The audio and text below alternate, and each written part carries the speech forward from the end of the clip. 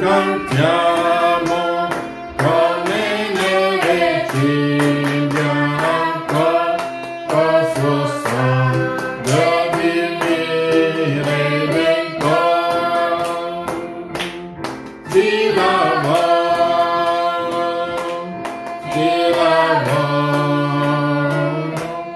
col suo sangue divino redentor. Su cantiamo come neve bianco, col suo sangue divino redentor. Noi sappiamo che perfetti salva col suo sangue divino redentor. Sulla croce nostro debito pagò col suo sangue divino redentor. Ci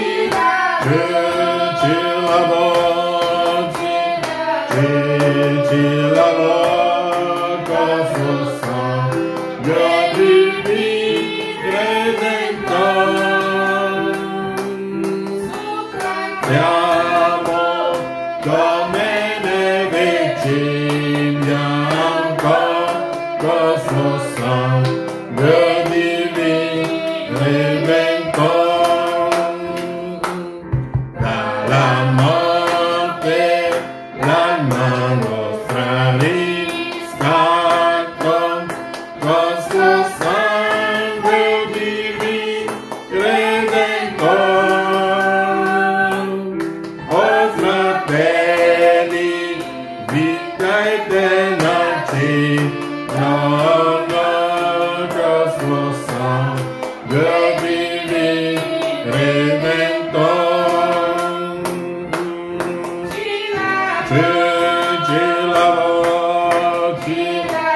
Ci lavò col suo sangue divino redentor. Su cantiamo vecchi bianco, col suo sangue divino redentor. Amen. Prendiamo la Bibbia. Leggeremo sempre in Apocalisse capitolo 11.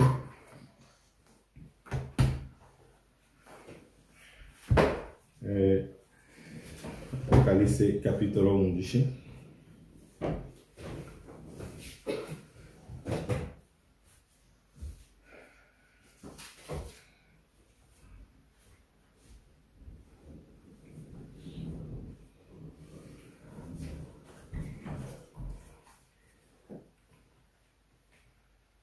Poi mi fu data una canna simile a una verga, e mi fu detto: alzati e misura il tempio di Dio e l'altare e conta quelli che vi adorano. Ma il cortile esterno del tempio lascialo da parte e non lo misurare, perché è stato dato alle nazioni, le quali calpesteranno la città santa per 42 mesi. Io concederò ai miei 2 testimoni di profetizzare, ed essi profetizzeranno vestiti di sacco per 1260 giorni. Questi sono i 2 olivi e i 2 candelabri che stanno davanti al Signore della terra. Se qualcuno vorrà far loro del male, un fuoco uscirà dalla loro bocca e divorerà i loro nemici. E se qualcuno vorrà offenderli, bisogna che sia ucciso in questa maniera, e siano il potere di chiudere il cielo affinché non cada pioggia durante i giorni della loro profezia. Hanno pure il potere di mutare l'acqua in sangue e di percuotere la terra con qualsiasi flagello quante volte vorranno. E quando avranno terminato la loro testimonianza, La bestia che sale dall'abisso farà guerra contro di loro, li vincerà e li ucciderà. I loro cadaveri giaceranno sulla piazza della città, che simbolicamente si chiama Sodoma e Egitto, dove anche il loro Signore è stato crocifisso. Gli uomini dei vari popoli e tribù e lingue e nazioni vedranno i loro cadaveri per 3 giorni e mezzo e non lasceranno che siano posti in sepolcri. Gli abitanti della terra si rallegreranno di loro e faranno festa e si manderanno regali gli uni agli altri, perché questi 2 profeti, dunque si manderanno regali gli uni agli altri, perché questi 2 profeti erano il tormento degli abitanti della terra. Ma dopo 3 giorni e mezzo, uno spirito di vita entrò in loro, essi si alzeranno in piedi in grande spavento, e grande spavento cade su quelli che li videro. Ed essi udirono una voce potente che dal cielo diceva loro: salite quassù. E si salirono al cielo in una nube e i loro nemici le videro. Dunque i loro nemici li hanno visti andare via sulle nuvole. In quell'ora ci fu un gran terremoto e la 10ª parte della città crollò e 7.000 persone furono uccise nel terremoto e i superstiti furono spaventati e diedero gloria a Dio del cielo. Il secondo guaio è passato, ma ecco il terzo guaio verrà presto. Dunque stiamo parlando un po' su Apocalisse 11. Siamo andati un po' più avanti e abbiamo notato nella nostra Bibbia che Apocalisse 11 era legato al secondo guaio. Fin qui sappiamo che il secondo guaio è la seconda guerra mondiale, perché la Bibbia ci parla di 3 guai. E questi 3 guai, William Branham nell'opuscolo Il marchio della bestia ha detto che il primo guaio è la prima guerra mondiale, il secondo guaio è la seconda guerra mondiale, il terzo guaio è la terza guerra mondiale. E Apocalisse 11 si sta dicendo qua, nel versetto 14, dice che dopo che ha parlato dei 2 testimoni, che abbiamo identificato secondo le loro caratteristiche, abbiamo capito che erano Elia e Mosè, secondo le loro caratteristiche, era lo spirito di Elia e Mosè. Allora, dopo che lui ti ha parlato di come hanno avuto il loro ministero, abbiamo visto che fa parte del secondo guaio e abbiamo visto che il secondo guaio è la seconda guerra mondiale. E William Branham dirà: se noi abbiamo passato il secondo guaio, in che cosa ci troviamo ora? Dunque, sappiamo che Branham dirà che dopo 20 anni dopo la fine della seconda guerra mondiale, gli stessi spiriti che hanno lavorato in questa seconda guerra mondiale, e conosciamo questi spiriti. Sappiamo, se noi vogliamo conoscere quegli spiriti che hanno lavorato nella seconda guerra mondiale, possiamo prendere Apocalisse capitolo 9, perché Apocalisse capitolo 9 ci fa vedere chiaramente che cosa è successo.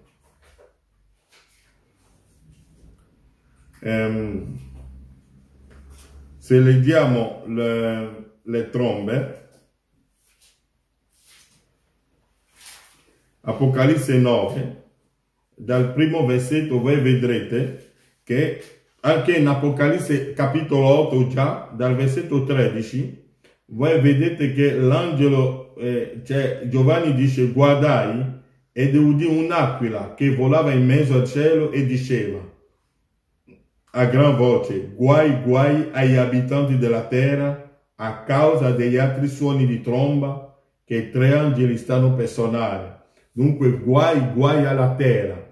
Sappiamo che i guai sono le guerre. E subito dopo, la prima guerra mondiale abbiamo visto che è del 1914 al 1918. Poi questa guerra fu fermata. Poi il secondo guaio, possiamo vedere l'inizio con Hitler, 1939 fino al 1945.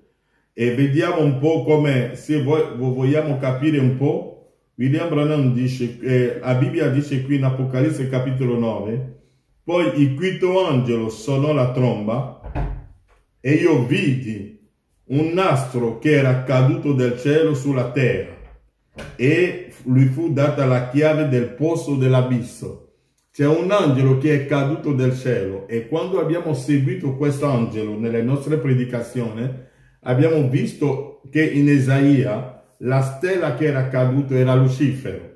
Dunque era Lucifero che era caduto dal cielo. Dio l'ha spinto dal cielo sulla terra e il suo posto non fu più trovato. Lo studieremo meglio quando parleremo di Armageddon, tutte queste cose qua che sono già anche adempiute. Ok? Dell'abisso. Egli aprì il posto dell'abisso, dunque gli fu dato la chiave dell'abisso, egli aprì il posto dell'abisso e ne salì un fumo. Dunque sappiamo che l'abisso è l'inferno.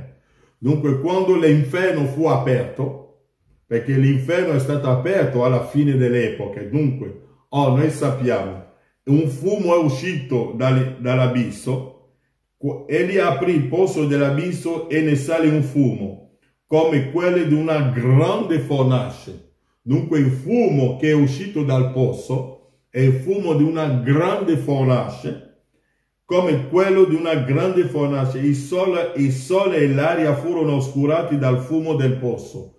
Dunque quel fumo ha oscurato il sole, ha oscurato e ha messo che cosa? L'aria furono oscurati dal fumo del pozzo, l'aria è inquinata. Satana ha inquinato l'aria dappertutto. Il sole fu oscurato. Noi sappiamo che il sole significa Cristo. Vuole dire che l'inferno. È per questo che quando noi abbiamo parlato dell'epoca di Laodicea, abbiamo visto che Cristo era fuori, perché Laodicea l'ha messo fuori. E Laodicea è diventata tutto nero. E quando abbiamo parlato dell'eclissi della luna, abbiamo visto che la sposa, Abraham dirà, come mai la luna è diventata tutta nera? Vuole dire che l'ultimo eletto è stata chiamata. Quando abbiamo parlato del tempo di Noè, abbiamo visto che l'ultima persona che era entrata nell'arca di Noè, l'ultimo che era entrata nell'arca era Noè stesso. Dunque, quando l'ultimo fu chiamato, allora la luna è diventata tutta nera. Vuole dire che la terra non ha più la luce di Cristo, ma l'inferno ha preso posto sulla terra. E ricordatevi che William Branham ha già visto l'inferno sulla terra in un supermercato. E l'inferno sono dei uomini che camminano sulla terra. Queste cose qua le abbiamo studiate. Allora, stiamo parlando del secondo guaio.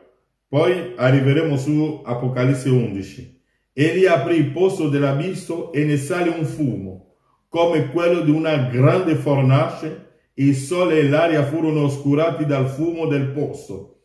Da quel fumo che è uscito, da quel fumo che è uscito dalla fornace dell'inferno, che cose da fumo uscirono sulla terra? Delle cavallette a cui fu dato un potere simile a quelli delle scorpioni della terra. William Branham, quando ci parlava di quel scorpione, nell'opuscolo e non lo sa, ha preso un giovane ragazzo pentecostale. Ha detto, guardate questo ragazzo pentecostale, un giovane ragazzo pentecostale che camminava, che andava, e a un certo momento che cosa gli è successo? Quel ragazzo pentecostale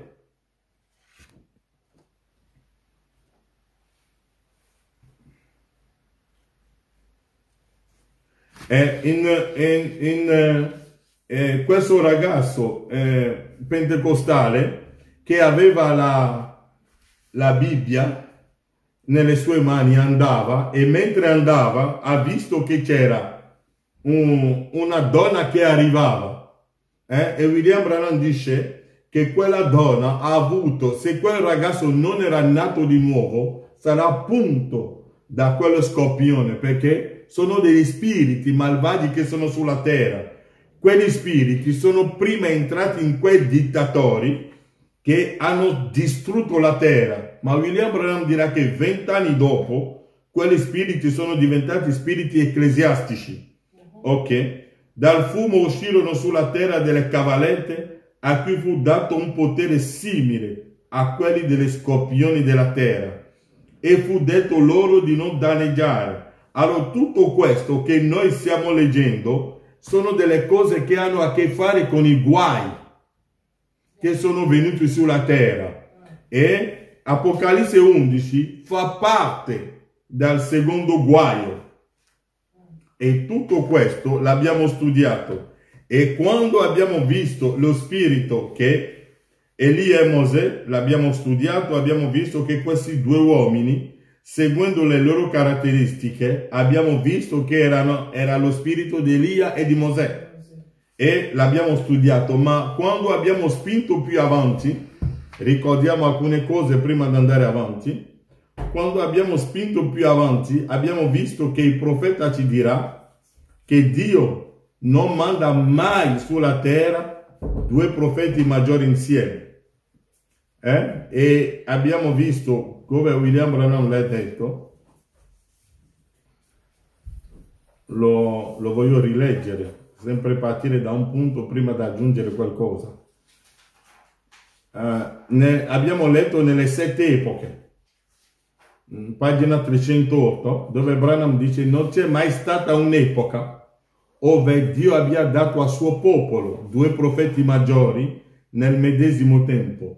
Egli diede Enoch solo, egli diede Noè solo, egli diede Mosè, egli solo aveva la parola anche se altri profetizzavano. Giovanni Battista venne solo. Dunque questi due profeti e quando siamo andati ancora a guardare nel profeta, William Branham ci ha portato in Matteo 17, e nel Matteo 17 ci ha fatto capire che sono questi due uomini, Elia e Mosè, devono rendere le cose difficili ai Romani. Devono rendere le cose difficili ai Romani, e poi William Branham aggiungerà nella predicazione Apocalisse capitolo 4, prima parte, mentre Pietro, Giovanni e Giacomo erano sulla montagna, hanno visto Elia, hanno visto Mosè. William Branham dice: bisogna mettere l'ordine. Mosè era apparso per primo, abbiamo Gesù e abbiamo Elia. E Branham disse: Elia rappresentava i santi morti, punto. No, intendo Mosè. Mosè rappresentava i risorti, quelli che sono risuscitati. Elia rappresentava il gruppo traslato. Ricordate, Mosè fu prima e poi Elia. Elia doveva essere il messaggero dell'ultimo giorno, poiché con lui e il suo gruppo sarebbe venuta la resurrezione. Sarebbe venuto sarebbe venuto il rapimento, intendo. Mosè fu portato nella resurrezione e Elia fu portato nel gruppo rapito. E là tutti e due furono rappresentati proprio là. E dopo un po' notarono e videro, e Pietro disse: costruiamo 3 tabernacoli, che alcuni vanno sotto la legge e che alcuni vanno sotto Elia, e andiamo alcuni di loro in questa direzione. E mentre stavano ancora parlando, una voce parlò e disse: questo è il mio amato figlio, ascoltatelo. E quando guardarono, videro Gesù, solo Gesù. Tutto si era riunito in uno. Dunque Elia e Mosè sono diventate una persona sola, Gesù. E abbiamo detto che quando gli ebrei, ricordatevi che questa scena qui sta succedendo nel 7° giorno. È per questo che a Branham Tabernacolo la profezia fu data, che fra non molto in questo tabernacolo avremo lo spirito di Elia, di Mosè e di Cristo. E Branham dirà che questo qua è avvenuto perfettamente. È successo in questo tabernacolo. Quando parliamo di tabernacolo, non è per forza i 4 muri, perché i veri tabernacoli sono dei uomini, perché noi siamo i tabernacoli di Dio. È per questo che quando abbiamo parlato sulla festa dei tabernacoli, è anche un mistero, perché lasciamo i nostri veri tabernacoli, le nostre vere dimore, per andare a abitare in una dimora temporanea. Poi ritorneremo nel vero tabernacolo. E abbiamo anche aggiunto che Pietro, Giacomo e Elia e Giovanni rappresentavano i 144.000. Dunque, quando i 144.000 al 7° giorno, quando alzeranno gli occhi per vedere Gesù, per avere Cristo, devono vedere un solo uomo, perché è il 7° giorno. Dunque tutto era lì in Matteo 17. Dunque è inutile che noi andiamo a cercare altre cose, perché devono avere un solo uomo. Nel 7° giorno ci è stato detto che sarà un Gesù trasfigurato, non sarà un Gesù di... Tanto William Branham dice, abbiamo avuto tanti pensieri di Gesù, abbiamo i pensieri dell'artista, ma non è il pensiero dell'artista che conta, ma quello che conta è il suo spirito. Che cosa noi vedremo all'ultimo giorno? Lo spirito che ha lavorato là è lo stesso. Noi seguiamo lo spirito di Cristo, non seguiamo la foto, perché la donna samaritana non seguiva la foto, ma seguiva lo spirito, sapeva che quando il Messia verrà, il Messia farà così, così, così, così. E quando ha visto le caratteristiche del Messia nel figlio di Maria, ha detto, è il Messia.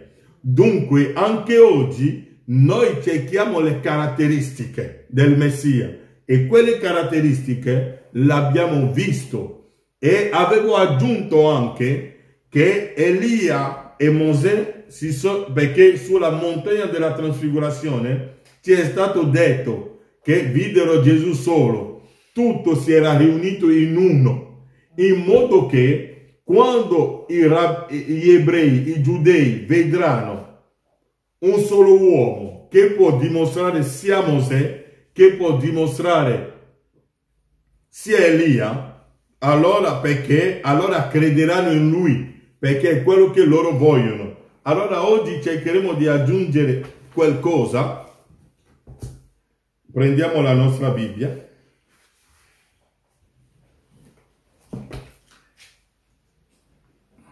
Nel versetto 7. E quando avranno terminato la loro testimonianza, dunque alla fine dei 3 anni e mezzo, dunque alla fine dei 42 mesi, alla fine del 1260 giorni, come lo volete leggere, perché è scritto 42 mesi, è scritto 1260 giorni, e abbiamo fatto il conto, abbiamo visto che era il calendario profetico, non il calendario romano. Ok. E quando avranno terminato la loro testimonianza, la bestia che sale dell'abisso farà guerra contro di loro, li vincerà e li ucciderà. La bestia che sale dell'abisso. C'è una bestia che sale dell'abisso. E quella bestia chi è? Quando abbiamo seguito la bestia, abbiamo visto che la bestia è il dragone e abbiamo visto che Roma è il sistema ecclesiastico. Ok. Perché, come mi dicevo con un fratello, dice, se qualcuno muore oggi su una piazza, non lasceranno i cadaveri lì per 3 giorni, ma manderanno la Croce Rosa per raccoglierlo subito, altrimenti diranno che ci saranno delle infezioni. La Croce Rosa verrà subito o le ambulanze verranno a portare via, dunque è simbolico, dunque non è una morte fisica nei nostri giorni, ma è qualcosa di spirituale. E per questo che William Branham dice dove la parola è uscita oggi, sull'altare cattolico, l'altare battista, l'altare pentecostale, l'altare presbiteriano. Dunque sono degli altari, sono sui pulpiti che la parola è uscita oggi, perché è un luogo simbolico, è un luogo spirituale. E per questo che fratello Branham dirà, l'abbiamo letto domenica, dice, pensateci, nell'opuscolo l'accusa, dice, pensateci, le sue ferite più gravi vengono dal pulpito. Ecco dove è il suo nuovo calvario. Il nuovo calvario sono il pulpito, perché a un certo momento i suoi fratelli diranno, ma dove hai ricevuto queste ferite? Le ferite dove le ha ricevute? Dirà, a casa dei miei amici. Sono i suoi amici, i predicatori, i pastori, perché Branham dice, chi sono quelli là che lo stanno uccidendo oggi? Branham dirà, da chi viene crocifisso lui oggi? Dai pastori, dai predicatori. Da che cosa? Dalla predicazione che portiamo, che svia la parola di Dio, perché il piano è stato posto lì, ma noi rigettiamo il piano e diciamo no, non può essere così, no, non può essere. Da chi viene crocifisso lui? Dei pastori. Voi ipocriti, sapete che non è così. Non sono in collera, ma qualcosa dentro di me si sta agitando. Dio è stato completamente identificato fra voi. E William Branham nell'opuscolo, il super segno, dice che oggi il mondo vuole tutto super. Supermercato, super autostrada, super, e Dio pure ha mandato il super segno. E Branham dice, qual è il super segno oggi? È il segno del discernimento. Perché il discernimento che Dio aveva manifestato a Sodoma è lo stesso discernimento che William Branham ha portato sulla scena e che noi abbiamo visto. E questo identifica il Messia in mezzo a noi. Amen. Ok? E Branham dirà, questo nuovo Calvario è la Chiesa cosiddetta, luoghi santissimi, grandi pulpiti, l'altare del cattolicesimo, l'altare cattolico, da loro chiamato pulpito, il metodista, il battista, il presbiteriano, il luterano, i pentecostali, i luoghi santissimi, là egli riceve le sue ferite più gravi. Dunque le sue ferite più gravi oggi le riceve dai predicatori che possono spostare il piano della redenzione per far passare la loro idea. Da chi viene crocifisso? Dai pastori, dove riceve lui i suoi colpi di lancia nel suo fianco. Dove riceve le sue ferite? Al Calvario. Dove le riceve lui oggi? Nel pulpito. Perché se fosse che due persone devono essere uccise su una piazza qualsiasi, la salma non rimarrà lì per 3 giorni. Nei nostri giorni oggi nel XXI secolo, XX secolo, chi che sia, il corpo non rimarrà lì. Verranno subito le ambulanze a portare via, la Croce Rossa, lo Stato, perché non vogliono che cominci a pussare per sporcare l'aria. Dunque è tutto simbolico. Dunque dove è uscito Cristo oggi? Sui pulpiti, dice fratello Branham. È lì che la parola è crocifisso oggi.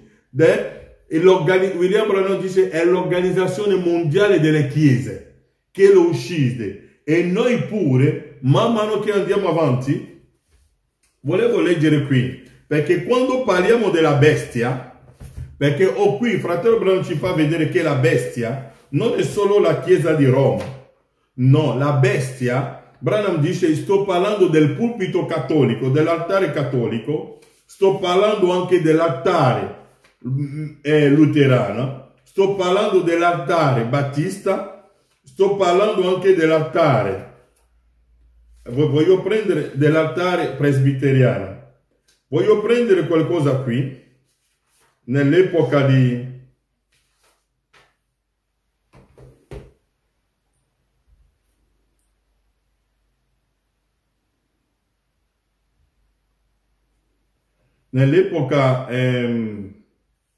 di Filadelfia.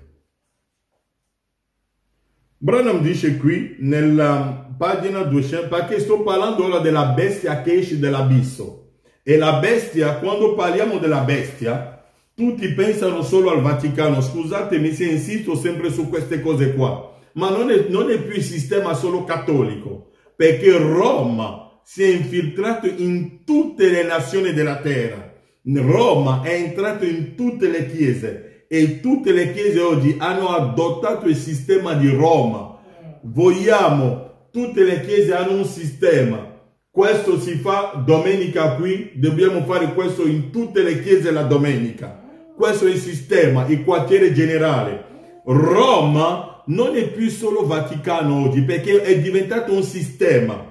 È un'immagine, l'immagine della bestia. Ho un'immagine, quando fai la foto di un'immagine, la foto riflette l'immagine. Dunque tutte le chiese oggi hanno l'immagine di Roma.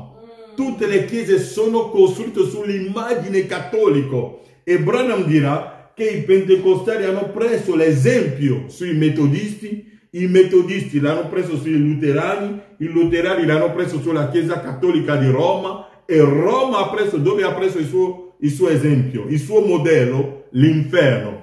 L'inferno chi è? Satana.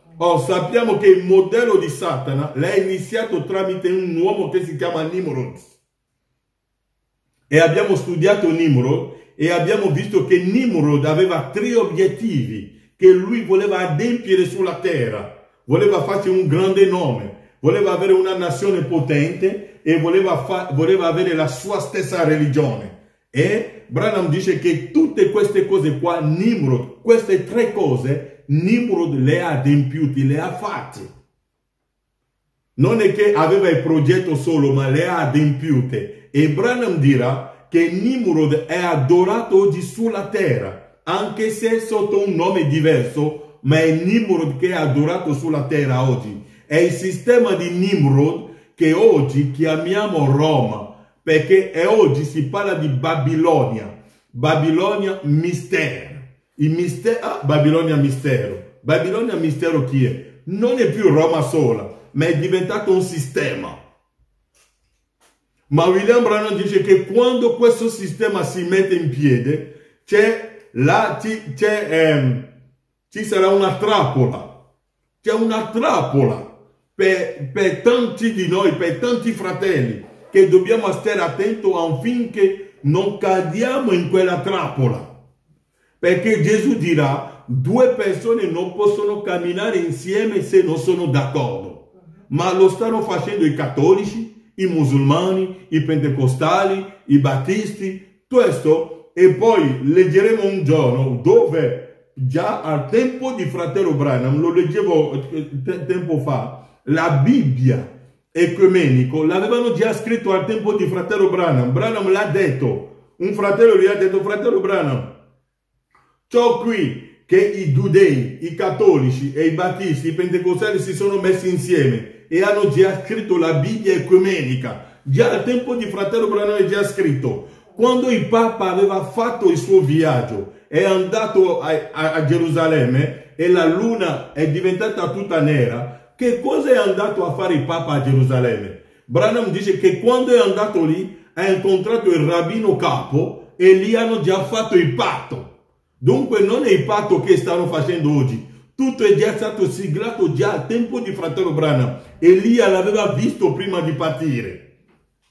Elia l'aveva già annunciato nella parola. Dunque la bestia che è uscito dall'abisso, quella bestia che è venuto per uccidere questi 2 profeti, per distruggere l'influenza di Elia e Mosè, per distruggere l'influenza del messaggio dell'ora, chi è questa bestia? Non è più solo Roma, è un sistema di chiese, che i musulmani vanno insieme con i battisti, e fra un po' seguite. Che cosa è l'ecumenismo? L'ecumenismo è che qualcuno e io andiamo insieme ma non siamo d'accordo. Si chiama una falsa unione. E quella falsa unione è iniziato già nella Bibbia, l'abbiamo letto tante volte. Anche al tempo di Paolo c'è stata la falsa unione tra i Sadducei, i Farisei, gli scribi. Per che cosa? Per mettere Paolo in prigione. E oggi abbiamo lo stesso sistema, perché quando parliamo sempre di Roma e degli altri, Ora dobbiamo guardare a casa nostra. Dobbiamo guardare a casa nostra. Perché, come l'ho predicato tante volte, l'ultima guerra, la guerra civile, è Israele contro Israele. Perché c'è qualcosa che è entrato nel popolo. C'è qualcosa che è entrato e non deve rimanere, allora c'è stata una guerra civile. Leggiamo qualcosa qui per parlare un po' di quella bestia. Magari ci fermeremo lì, ma voglio leggere qualcosa qui. Voglio stendere un po' per far vedere la bestia che esce dall'abisso. Non è una bestia immaginaria. Sono dei spiriti che hanno preso corpo sulla terra, che sono entrati negli uomini per portare a compimento un progetto, il progetto dell'inferno, per distruggere la parola. Dicevo qua, voglio leggere qualcosa qui. Dicevo domenica che fratello Branham parla di un ateo che aveva scritto un libro e diceva che c'è qualcosa che non riusciva a capire. Nelle 7 epoche, pagina 117, William Branham dice questo. Ebbene, proprio poche settimane fa io lessi un articolo. Sì, era un articolo di un incredulo uomo d'affari. Un incredulo che è un uomo d'affari, non di un cristiano, ha scritto un articolo. Egli diceva di essere stupito circa le chiese. Dice che le chiese l'hanno stupito perché egli non riusciva a comprendere. Quell'uomo, quell'incredulo, non riusciva a capire le chiese. Dice che qualcosa che l'ha stupito nelle chiese. Dice, esse, dunque le chiese, hanno dei seminari pieni di professori. Le chiese hanno dei seminari pieni di professori, i quali, dunque quei professori nei seminari, i quali insegnano la parola di Dio per distruggerla.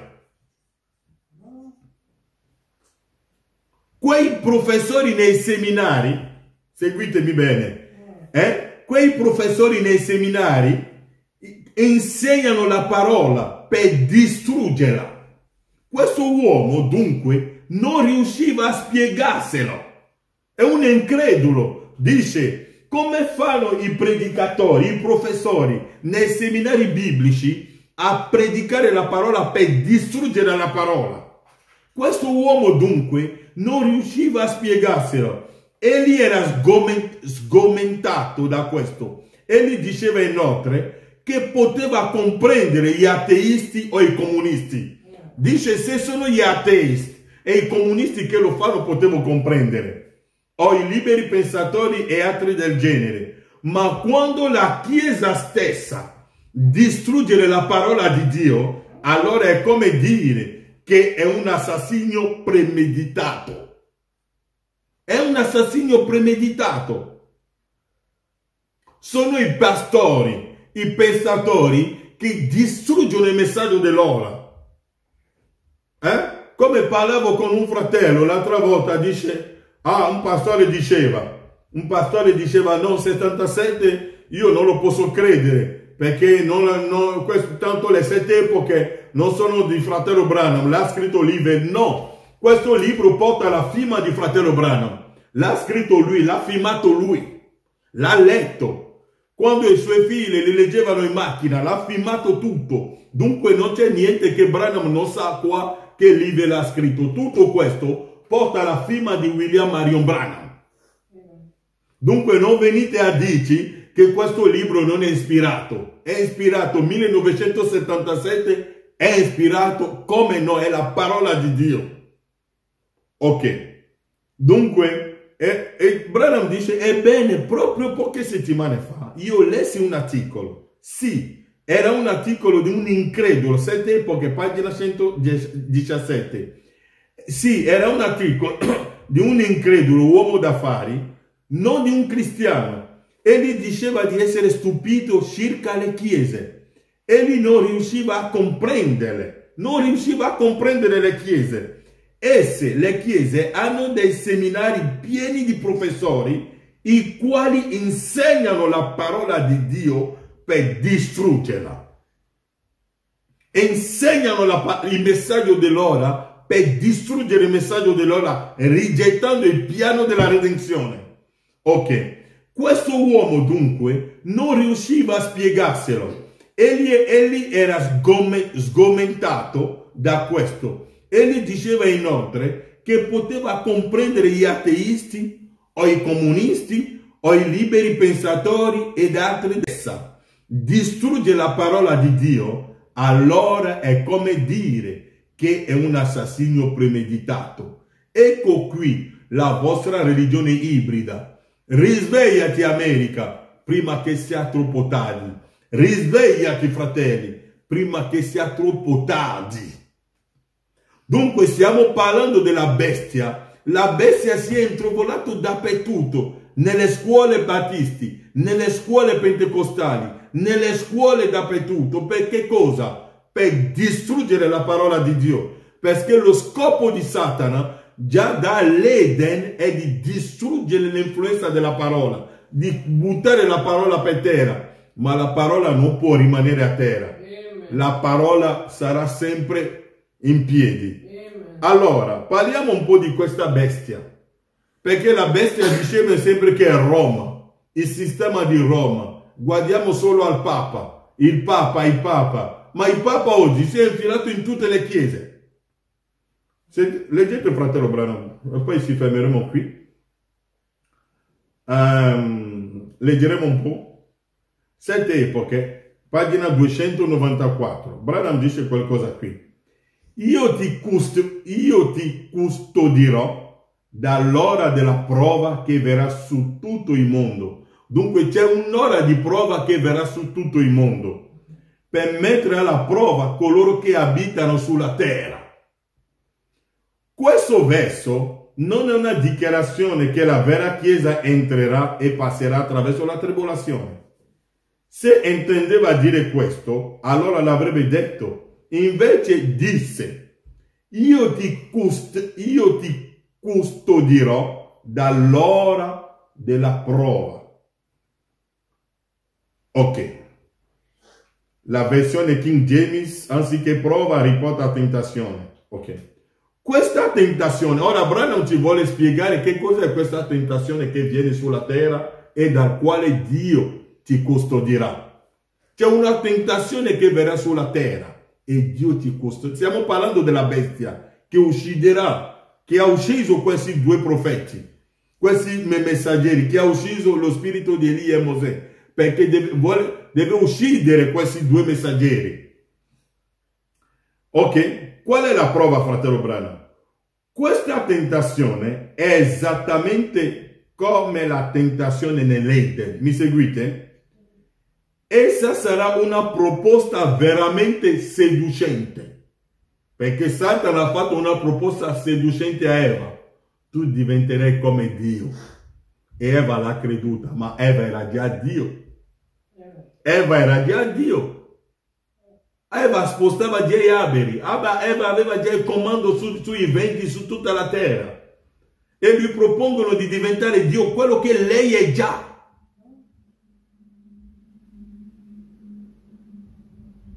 Fratello, fai questo, diventerai santo. Siamo già santi tramite il sangue di Cristo alla croce. Non c'è nessuna proposta da farci. La parola si è reso perfetto. Gesù l'ha detto, possa tu santificare tramite la tua parola. Ok. Quella proposta, essa sarà una proposta veramente seducente. Fatta, ok? Questa tentazione è esattamente come la tentazione nell'Eden. Essa sarà una proposta veramente seducente. Seguite questa proposta. Mi seguite? Ok. Essa sarà una proposta veramente seducente, fatta in diretta opposizione alla parola comandata da Dio. E ciò nonostante, dal punto di vista del ragionamento umano, essa sarà talmente giusta, talmente illuminante e datrice di vita, tanto da ingannare il mondo. È una proposta talmente bella. Sarà talmente bello. Ma non siamo tutti fratelli? ma ci mettiamo insieme, fratello.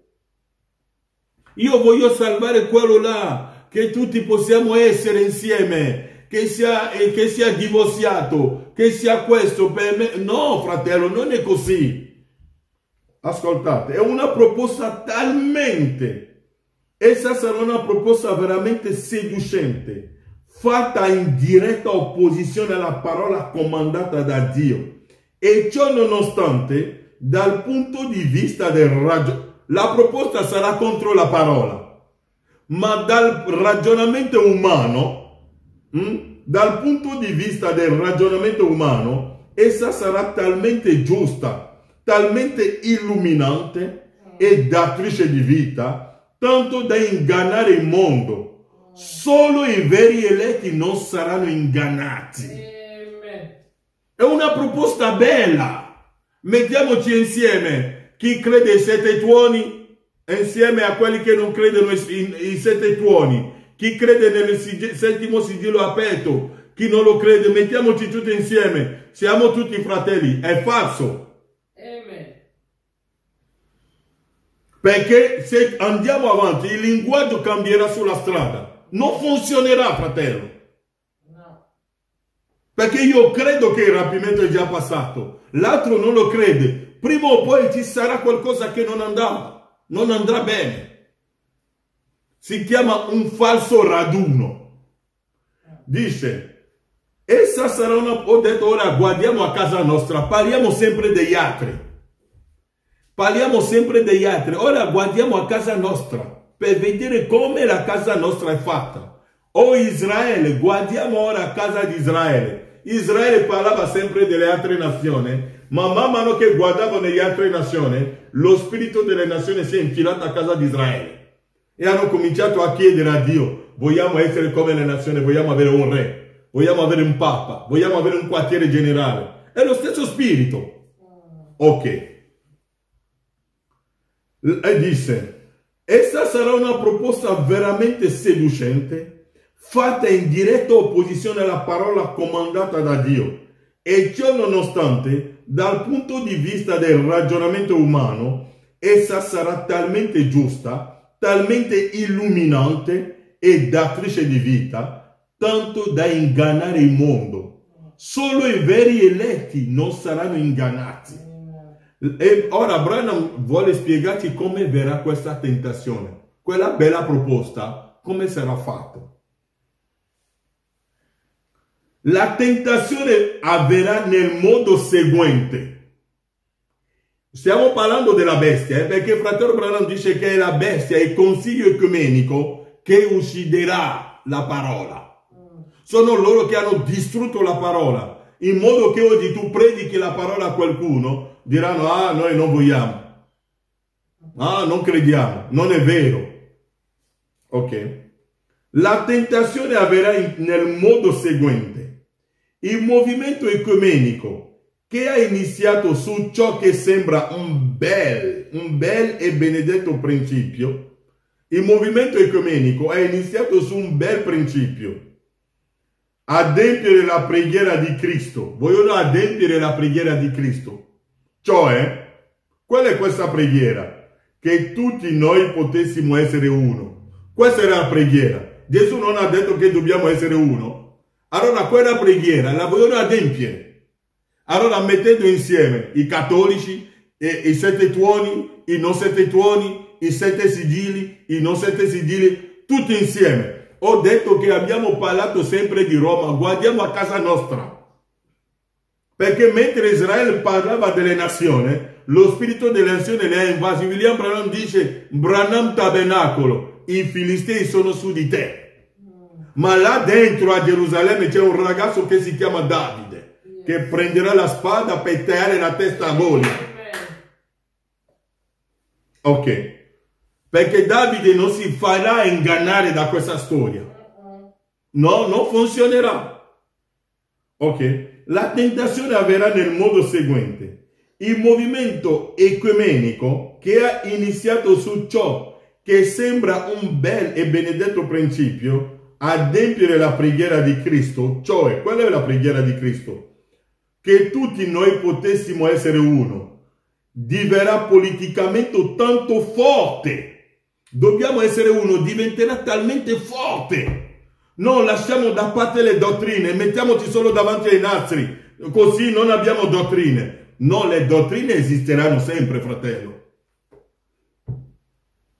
Perché la legge di Mosè ha prodotto i farisei. I farisei credevano nella risurrezione dei morti.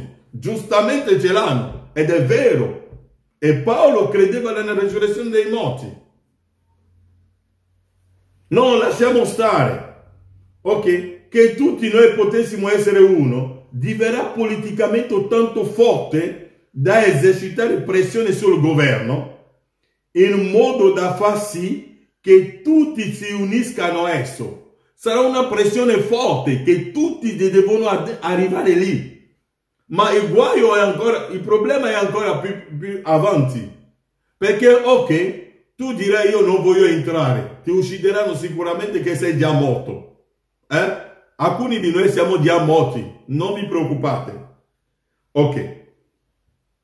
Che tutti noi potessimo essere uno, diverrà politicamente tanto forte da esercitare pressione sul governo in modo da far sì che tutti si uniscano a esso, sia direttamente sia tramite l'aderire ai principi. Ok, prendiamo il principio ma non entriamo dentro, sei già entrato dentro. Perché Micaia non è andato alla festa. Micaia ha detto no, io a quella festa non vengo. Può essere bello, ma parliamo di Giova, no? Parliamo del Dio di Israele, ma è lo stesso Dio di Israele, no? Micaia ha detto io non vengo, a quella festa non vengo, perché lì la parola non è rispettata, state camminando secondo quello che piace al re Acab, e noi non vogliamo piacere al re Acab. Ok. Diverrà politicamente tanto forte da esercitare pressione sul governo in modo da far sì che tutti si uniscano a esso, sia direttamente sia tramite l'aderire ai principi, tramutati in legge in modo che nessun gruppo sia riconosciuto come chiesa a meno che non sia sotto il diretto o indiretto, dunque d'un modo o l'altro. Ah, fratello, è per questo che fratello Branham dice io sono un privato studente. Un privato studente, senza associazione, senza club, non apparteniamo a nessuno. Indipendentista, siamo indipendenti. Apparteniamo, William Branham dice abbiamo un solo quartiere generale, la parola. Ok. Ok, dice... Tutti noi, diverrà politicamente tanto forte, sono nella 7 epoche, pagina 294. Tutti noi potessimo essere uno, diverrà politicamente tanto forte da esercitare pressione sul governo in modo da far sì che tutti si uniscano a esso, sia direttamente sia tramite l'aderire ai principi, tramutati in legge in modo che nessun gruppo sia riconosciuto come chiesa a meno che non sia sotto il diretto o indiretto. Possiamo dimostrare come si sta diretto o indiretto. Sappiamo come funziona, fratelli. In modo diretto o indiretto, lo sappiamo. Un giorno faremo una bella predicazione sul modo indiretto di stare sotto. Perché prima di stare sotto indirettamente devi vendere comunque il tuo diritto di primogenito. E molti l'hanno venduto oggi. Ok? Diretto o indiretto, dominio è che a meno che non sia sotto il diretto e indiretto dominio di questo consiglio, i piccoli gruppi perderanno ogni cosa, privilegi, fino al punto che perderanno ogni proprietà e diritti spirituali con il popolo. Perderanno anche diritti spirituali con il popolo, come Micaia. Micaia non poteva avere comunione con il popolo perché l'hanno mandato via perché non ha accettato il principio. Siamo in Israele. Perché siamo in Israele. Siamo nel regno di Geova. Ma lì c'è uno che ha detto io non entro in quella cosa qui. Ho detto, abbiamo sempre parlato dei pentecostali, abbiamo sempre parlato dei battisti. Guardiamo a casa nostra, nel messaggio dell'ora. Mettiamo insieme i no sette tuoni, i millennium, tutto. Siamo fratelli. No, non è vero. No. Ok. Per esempio, perderanno ogni privilegio fino al punto che perderanno ogni proprietà e diritti spirituali.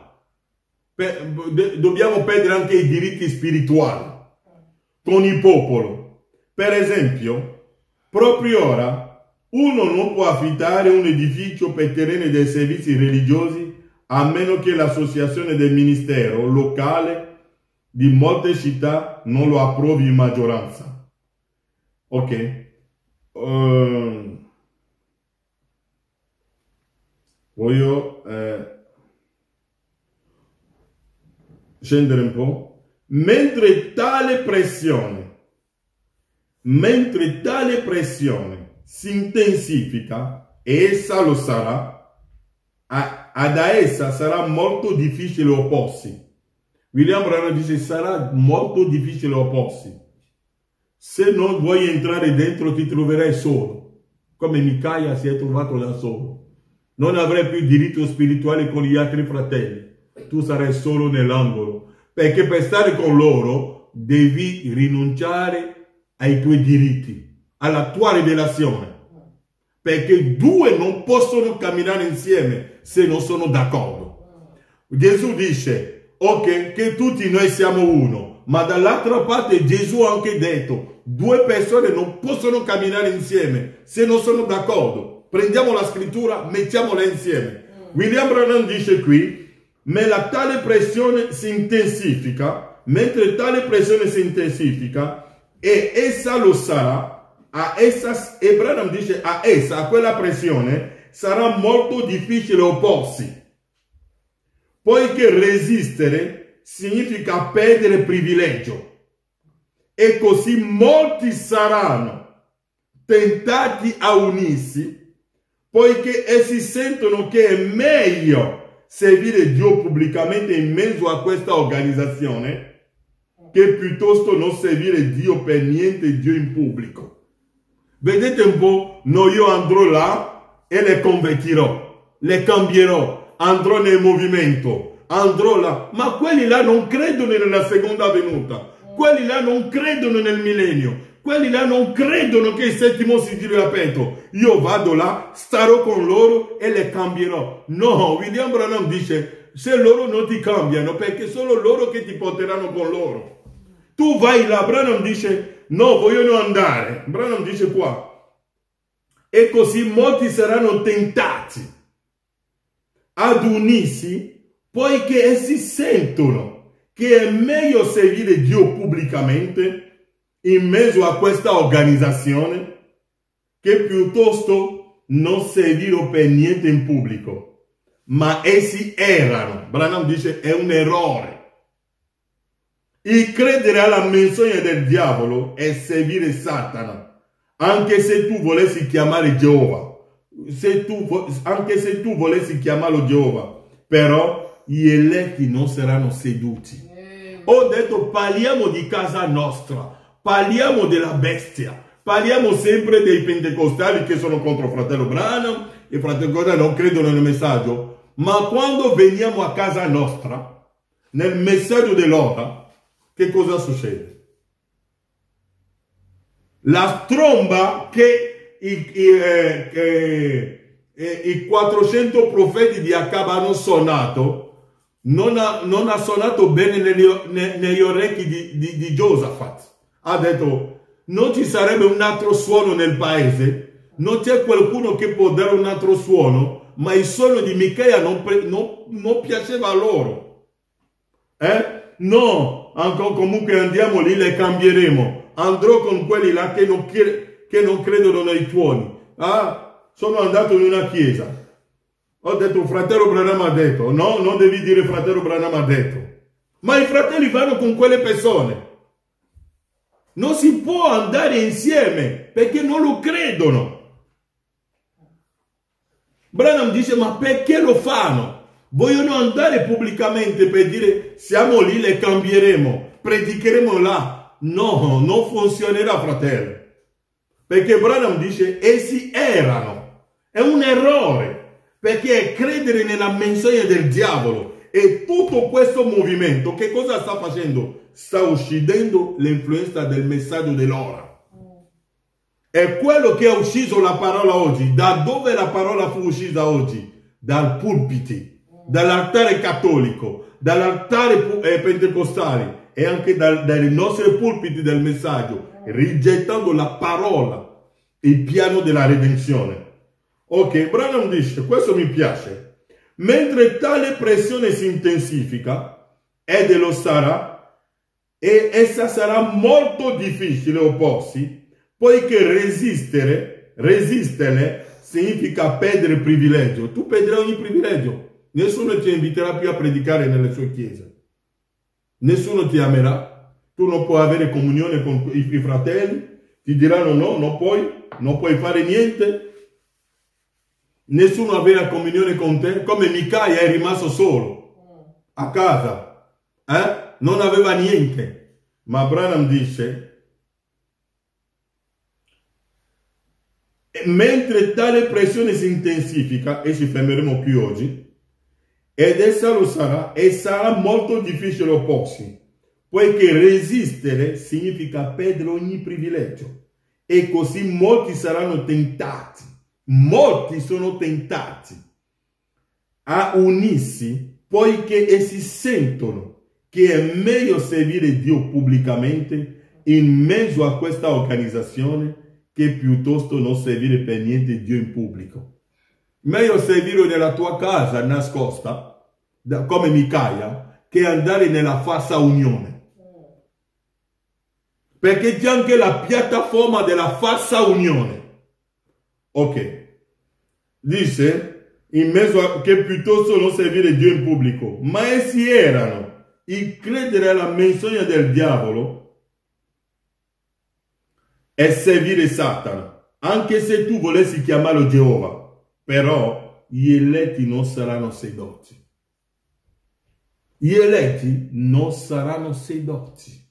Dunque stiamo parlando della bestia che è uscito dall'abisso. Dunque quella bestia è lo spirito dell'organizzazione, è il consiglio ecumenico che si è alzato contro il messaggio per distruggere la città santa, per uccidere l'influenza del messaggio dell'ora, perché uccidere oggi non è che ti sparano. Come l'ho detto all'inizio, se qualcuno muore sulla strada, subito lo vengono a portare. Dunque è un principio spirituale. E quel principio spirituale dove è ucciso oggi la parola? Sui pulpiti, nelle chiese, è lì. E abbiamo letto, fratello Branham dice, sono i professori nei seminari, pieni di professori, i quali insegnano la parola di Dio per distruggerla.